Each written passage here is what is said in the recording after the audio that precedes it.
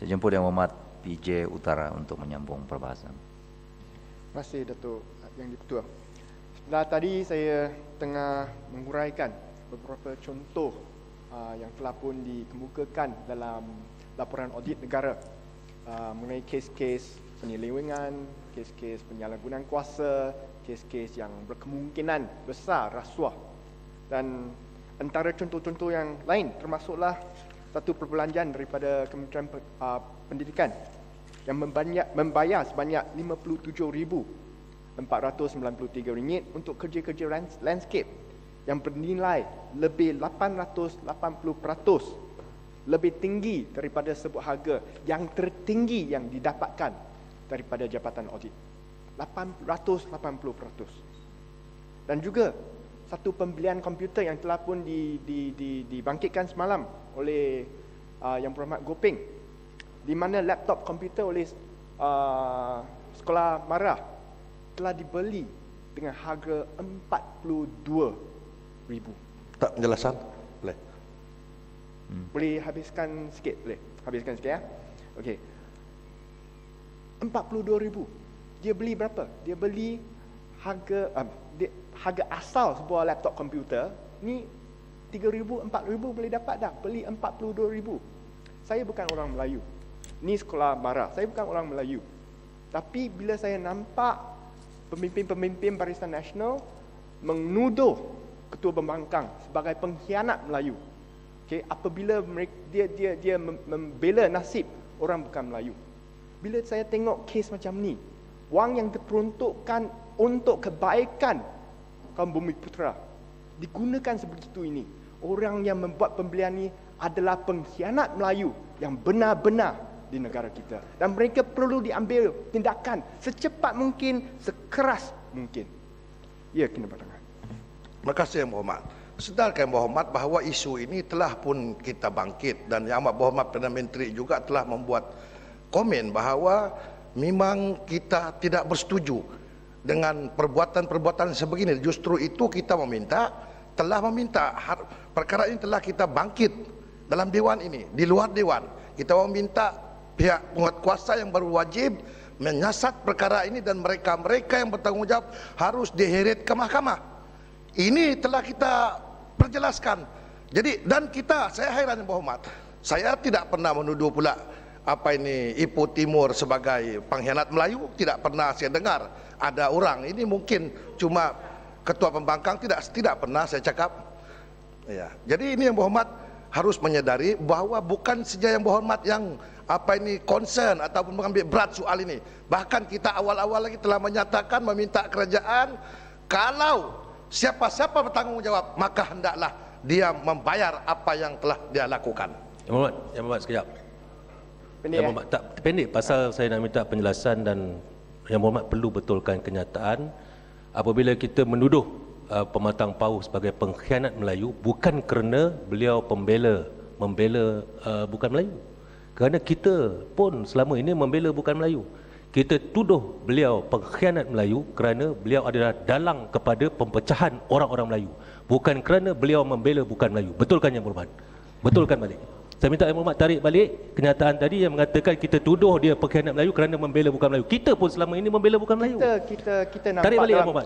Saya tak akan tarik balik. Saya itu. tak akan tarik balik sebab memang benar Ketua Pemuda UMNO, memang benar Timbalan Perdana Menteri telah pun menuduh kepada Ketua Pembangkang bahawa dia memecah-mecahkan kaum Melayu. Memecahkan kaum Melayu, betul, dan pengkhianat Melayu, tapi bukan kerana membela. Tak boleh berbahas macam ni Ahmad ya. Saya tak akan berikan saya minta dia tarik balik kenyataan itu, Datuk Speaker. Kita tuduh dia pengkhianat Melayu bukan kerana dia membela bukan Melayu. Itu kenyataan, minta ditarik balik. Nanti bahas baru-baru tak ada.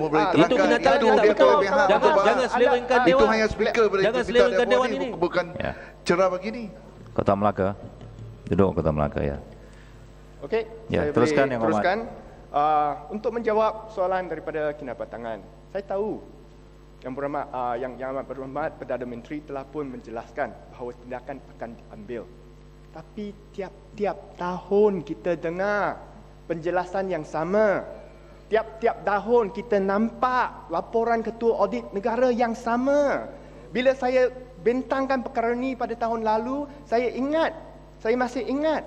Yang Berhormat Kinabatangan kata, bila saya katakan screwdriver beli RM20, beli dengan harga RM400, Kinabatangan ada kata, lagu lama. Tapi ini bukan lagu lama, ini lagu lama sebab tiap-tiap tahun Saya tidak berlaku. cakap lagu lama. Saya tahu laporan audit tidak boleh tipu punya. Yang Berhormat jangan tipu. Tak Mana ada tipu. saya cakap lagu lama? Saya kata saya bentangkan kes ni. Mana ada saya cakap lagu lama? Ada. Tahun lalu ada kata. Itu you cakap lain. Saya Ini boleh soal bawakan. lain. Tahun lalu ada. Tarik balik. Saya tidak saya cakap tu macam. Tarik balik. Kita boleh cek. Kalau tak ada kat dalam handset, saya tarik balik. Saya minta maaf. Okey? Kalau tak ada dalam, saya tarik balik, saya akan minta maaf. Tapi memang ada. Kita dituduh lagu lama. Okey, ditegur lagu lama. Jangan bawa lagu lama. Tapi tiap-tiap kali berlaku.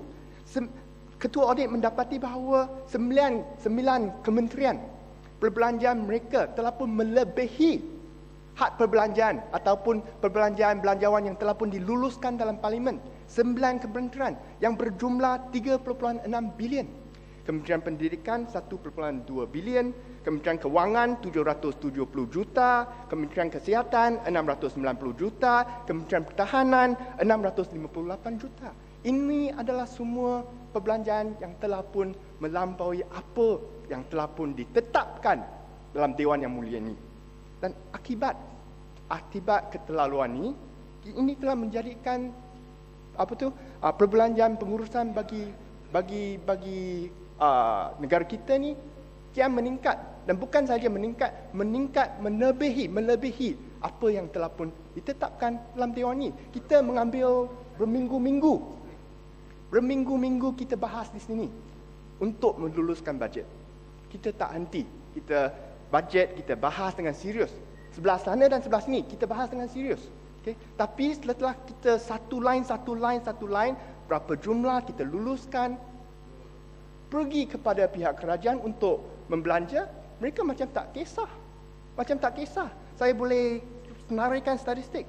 Tiap-tiap tahun sejak tahun 2000 bagi perbelanjaan pengurusan, kerajaan telah melebihi peruntukan sebanyak 8%. 2001 5%, 2002 5.1%, 2003 4.9%, 2004 boleh jadi ada pilihan raya 14%.